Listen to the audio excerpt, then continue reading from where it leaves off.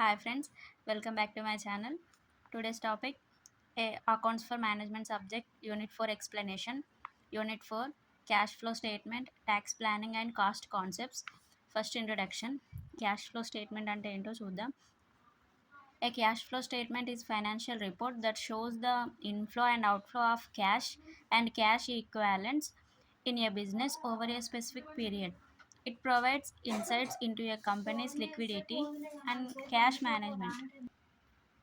Cash flow statement అంటే ఏంటంటే ఇది ఫైనాన్షియల్ రిపోర్ట్ని జనరేట్ చేస్తుందంట. అంటే ఒక బిజినెస్లో క్యాష్ ఎంత వస్తుంది, బిజినెస్లోకి క్యాష్ ఎంత వెళ్ళిపోతుంది, అంటే ఎక్కడెక్కడ ఖర్చు అవుతుంది, ఎక్కడెక్కడ ఇన్కమ్ జనరేట్ అవుతుంది అనేది క్యాష్ ఫ్లో స్టేట్మెంట్ చెప్తుందంట. Advantages of cash flow statement. First one, side headings పెట్టుకుంటూ రాయాలి. నార్మల్గా పాయింట్స్ లాగా రాస్తే ఎక్కువ ఎఫెక్టివ్ ఉండదు answer. First point shows liquidity position. ఇందులోనే ఉంది క్యాష్ పొజిషన్ చెప్తుందంట.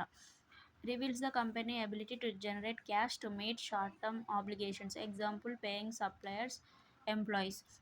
అంటే ఒక కంపెనీలో క్యాష్ ఎంత మిగిలిపోయింది, అది పే చేయడానికి సరిపోతుందా లేదా, షార్ట్ టర్మ్ ఆబ్లిగేషన్స్ రీచ్ అవ్వచ్చా ప్రజెంట్ ఉన్న క్యాష్తో అనేది చెప్తుందంట. అదొక అడ్వాంటేజ్.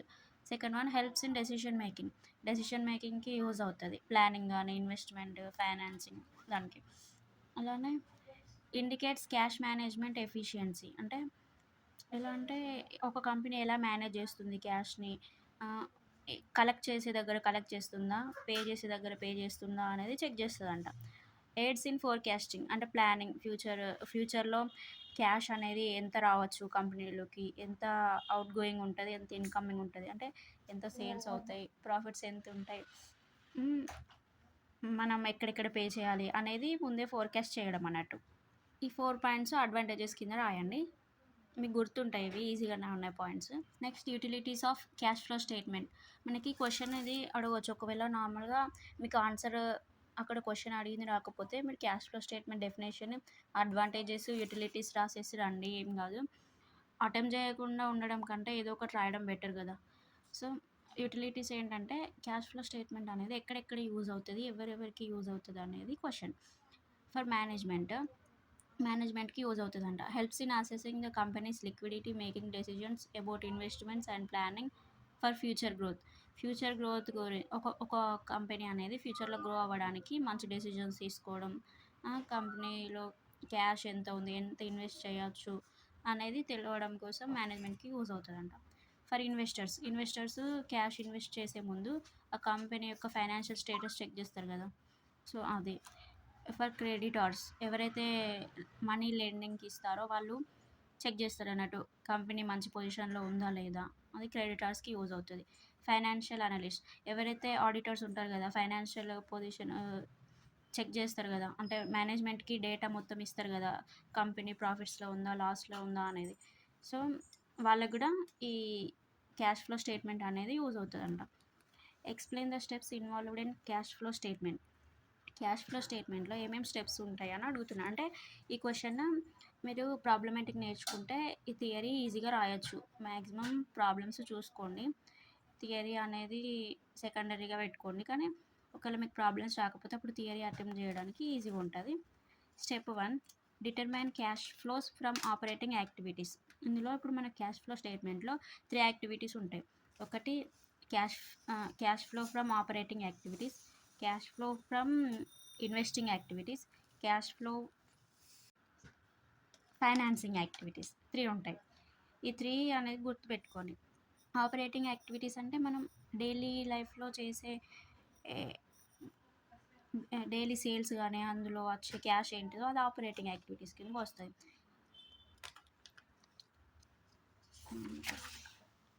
ఇన్వెస్టింగ్ యాక్టివిటీస్ అంటే మనం ఎంత అయితే ఇన్వెస్ట్ చేస్తున్నామో అది ఇన్వెస్టింగ్ యాక్టివిటీస్కి వస్తుంది. ఫైనాన్సింగ్ అంటే ఎక్కడ నుండి మనం బారో చేస్తున్నాము, ఎక్కడ నుండి క్యాష్ వస్తుంది, ఎక్కడ నుండి వెళ్తుంది అనేది అది ఫైనాన్సింగ్ కింద వస్తుంది. ఇక్కడ ఫస్ట్ మనం ఆపరేటింగ్ యాక్టివిటీస్ నుండి క్యాష్ ఎంత వస్తుంది, ఎంత పోతుంది అనేది రాయాలంట స్టెప్ 1లో. అందులో ఫస్ట్ నెట్ ప్రాఫిట్ యాడ్ చేసుకోవాలి. నెట్ ప్రాఫిట్కి నాన్ క్యాష్ ఐటమ్స్ అంటే depreciation, changes in working capital ఇవన్నీ యాడ్ చేయడం కానీ లెస్ చేయడం కానీ చేయాలి. Next step 2, determine cash flows from investing activities. Investing activities నుండి క్యాష్ ఎంత వస్తుంది, ఎంత పోతుంది అనేది స్టెప్ 2 క్యాలిక్యులేట్ చేయాలంట. Include cash inflows and outflows related to investment such as purchase purchase are sale of fixed assets. అవేంటి, మెషినరీ, ప్రాపర్టీ అవి వస్తాయి. ఇన్వెస్ట్మెంట్స్ ఇన్ సెక్యూరిటీస్ ఆర్ సబ్సిడియరీస్, అంటే సెక్యూరిటీస్లో ఇన్వెస్ట్ చేసిన మనీ కానీ ఇవన్నీ యాడ్ చేయడం, లెస్ చేయడం ఉంటుంది. Step 3, determine cash flows from financing activities. Financing యాక్టివిటీస్లో క్యాష్ ఇన్ఫ్లో అవుట్ఫ్లోని డిటర్మైన్ చేయడం. ఇందులో ఏమొస్తున్నాయి, issuance or repayment of debit, అంటే అప్పులు కట్టడం కానీ, issuance of equity shares issue చేసినాయి, డివిడెండ్స్ పేమెంట్ చేసినాయి, ఇవన్నీ ఫైనాన్సింగ్ యాక్టివిటీస్లో రికార్డ్ చేయాలి. లాస్ట్కి మనం స్టెప్ 4లో net increase or decrease in cash అనేది క్యాలిక్యులేట్ చేయాలి. అంటే క్యాష్ లాస్ట్కి ఇంక్రీజ్ అవుతుందా డిక్రీజ్ అవుతుందా తెలుసుకోవాలన్నట్టు. అది తెలుసుకోవాలంటే మనం ఆపరేషన్స్, ఫైనాన్స్ యాక్టివిటీస్ మొత్తం యాడ్ చేయాలి, సమ్ చేయాలి. దానికి ఓపెనింగ్ క్యాష్ బ్యాలెన్స్ అనేది యాడ్ చేయాలి. యాడ్ చేస్తే మనకి క్లోజింగ్ క్యాష్ బ్యాలెన్స్ వస్తుంది. అంటే ఇయర్ ఎండింగ్లో క్యాష్ అనేది ఎంత మిగిలింది అనేది ఎండింగ్లో తెలుస్తుంది. సో ఇది process of cash flow statement, preparation of cash flow statement. ఇక్కడ మనకి ప్రొఫార్మా చూడండి ఒకసారి. Proforma of cash flow statement. First particulars 2 columns ఉంటాయి. Amount 1, amount. First heading cash flows from operating activities. ఇందాక చెప్పుకున్నట్టు ఫస్ట్ ఆపరేటింగ్, తర్వాత investing, తర్వాత financing activities, ఈ 3 నుండి వస్తాయి. దానికి నెట్ ప్రాఫిట్ ఫస్ట్ తీసుకోవాలి. నెట్ ప్రాఫిట్ కింద దానికి ఐటమ్స్ టు బి యాడెడ్ ఏంటంటే యాడ్ చేసేటివి depreciation, interest on debentures, loans, borrowings, ఇవన్నీ ఒకసారి చూసుకొని, loss on sale of fixed assets, investments, provision for doubtful debts, discounts on debits, preliminary expenses, return of, ఇవన్నీ intangible assets, ఇవన్నీ less చేయాలంట. Interest on income, dividend income, rental income. ఒకసారి మీరు చూడండి, మీకు అర్థమవుతుంది. Operating profit before working capital changes కంటే ముందు వచ్చిన operating profit.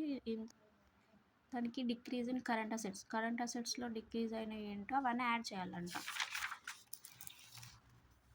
Next increase in current liabilities అనేటివి కూడా యాడ్ చేయాలి. దాంట్లో నుండి less increase current assets plus decrease in current liabilities. Current assets ఉంటే లెస్ చేయాలి, కరెంట్ అసెట్స్ ఇంక్రీజ్ అయితే లెస్ చేయాలి, కరెంట్ లయబిలిటీస్ డిక్రీజ్ అయితే లెస్ చేయాలి. అందులో అవన్నీ చేస్తే మనకి ఏమొస్తుంది, క్యాష్ జనరేటెడ్ ఫ్రమ్ ఆపరేషన్స్ వస్తుంది. Less income tax paid.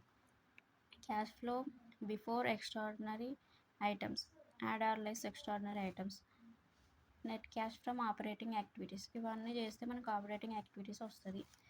Next investing యాక్టివిటీస్లో చూడాలి, ఇవి వస్తాయంట. Sale of fixed asset, interest received, dividend received, rent received, ఇలా కొన్ని వస్తాయి, చూసుకోండి ఒకసారి. Net cash from interest received total ఎంత అనేది ఇక్కడ వస్తుంది. Next cash flow from financing activities.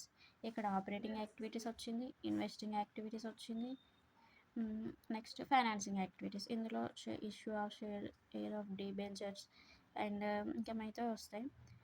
లాస్ట్కి net cash from financing activities.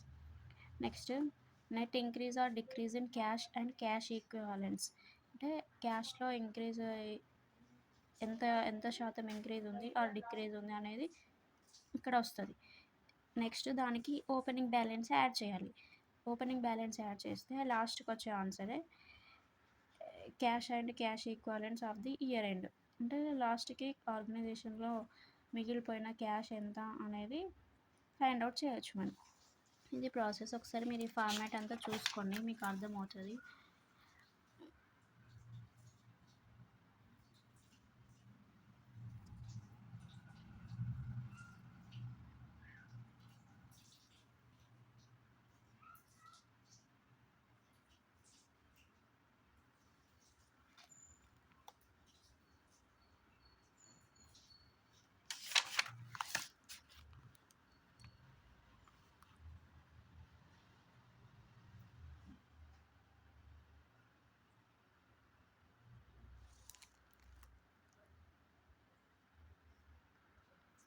Next question, what is cost? Classification of cost.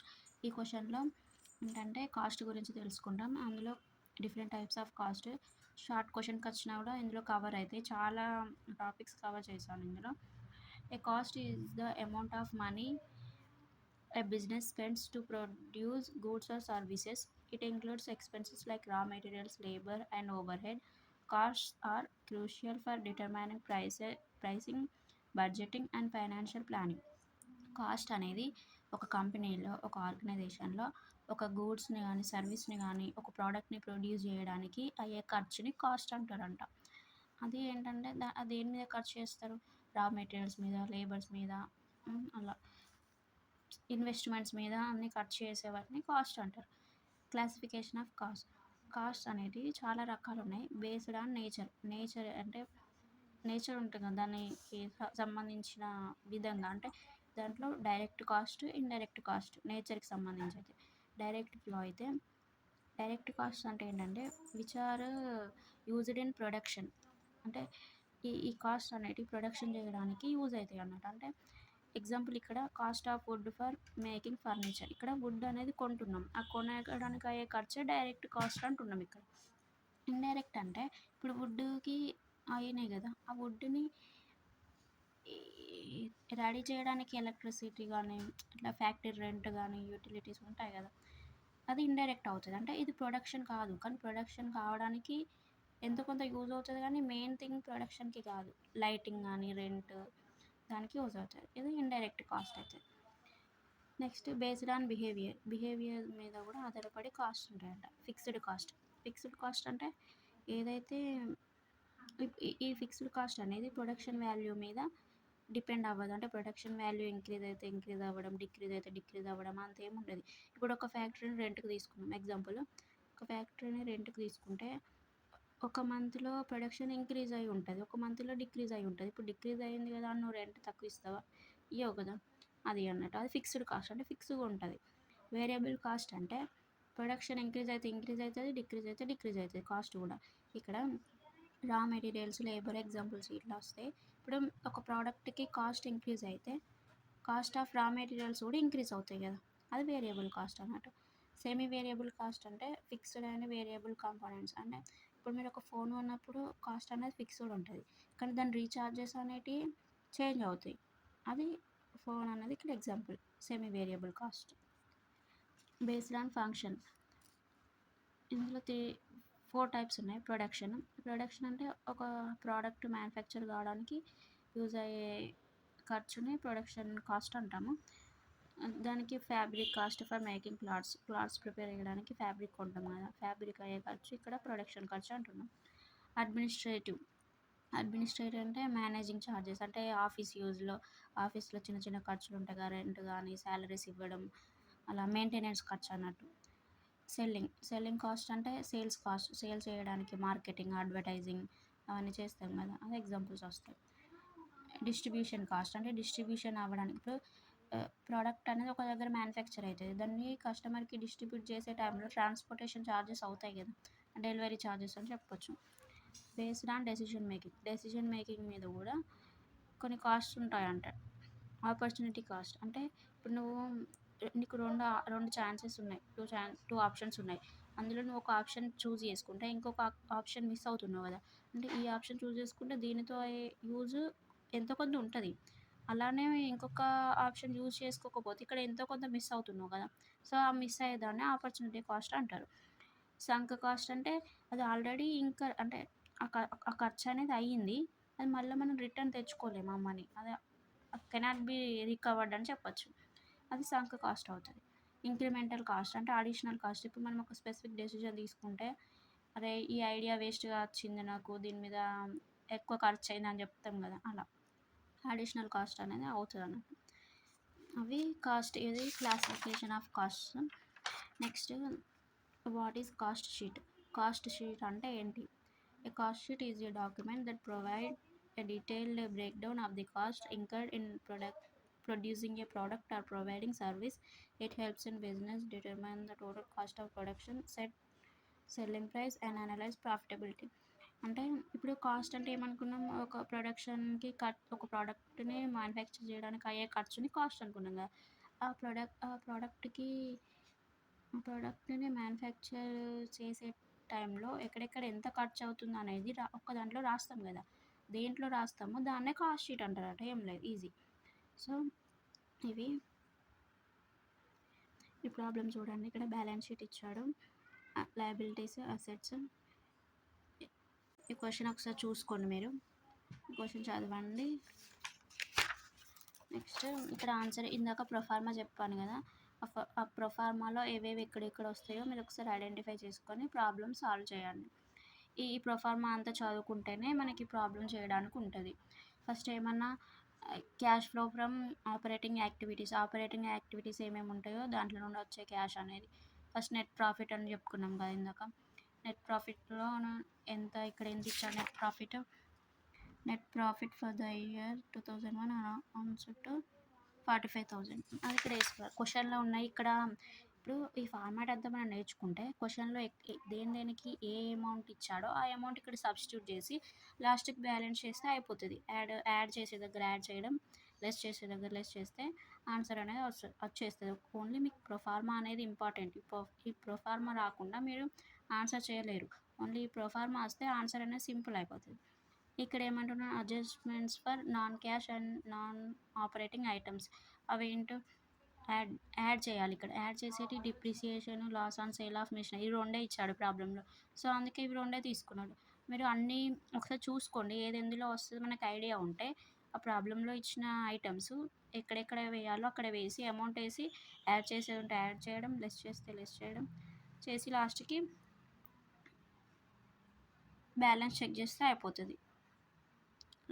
మళ్ళీ ఇవన్నీ అమౌంట్ వచ్చిన తర్వాత ఇన్వెస్టింగ్ యాక్టివిటీస్, ఫైనాన్సింగ్ యాక్టివిటీస్ నుండి టోటల్ వచ్చిన తర్వాత అందులో నుండి నెట్ ఇంక్రీజ్ అవుతుందా డిక్రీజ్ అవుతుందా క్యాష్ అనేది తెలుసుకోవాలి.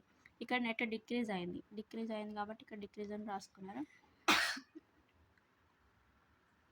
3,000. దానికి మళ్ళీ ఓపెనింగ్ బ్యాలెన్స్ అనేది ఇక్కడ బిగినింగ్ ఆఫ్ ది పీరియడ్ అంటే అది ఓపెనింగ్ బ్యాలెన్స్ అవుతుంది. ఓపెనింగ్ బ్యాలెన్స్ అనేది ఓపెనింగ్ బ్యాలెన్స్ నుండి ఈ డిక్రీజ్ అయింది మైనస్ చేశారు. ఇంక్రీజ్ అయితే యాడ్ చేస్తారు, డిక్రీజ్ అయితే మైనస్ చేశారు. సో 7,000 ఆర్గనైజేషన్లో మిగిలింది అన్నట్టు క్యాష్. సో ఇది ప్రాబ్లం, ఒకసారి చూసుకోండి మీరు. Okay friends, thank you for watching.